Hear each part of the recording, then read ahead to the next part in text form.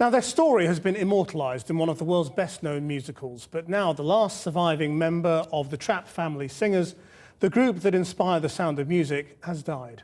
The film tells the story of the family as they flee Austria at the start of the war, but the real story of Maria Mitzi von Trapp and her brothers and sisters wasn't quite the one depicted on the big screen, as James Blake reports.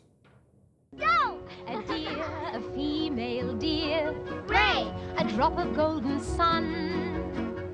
It was a real-life story that turned into a global phenomenon, a feel-good tale of a musical family in the midst of war.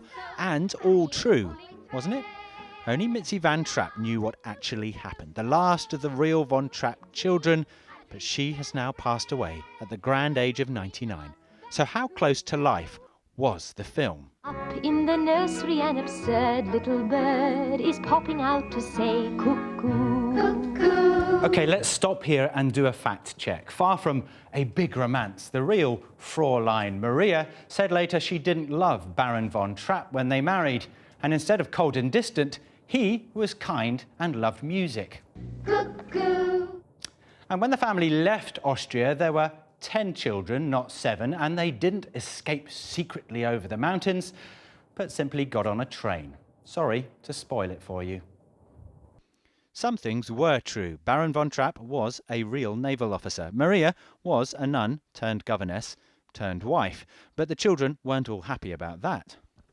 I didn't want my father to marry her, although I liked her, as a bigger sister to stay with us, But I loved my mother so much that I didn't want him to marry again, ever.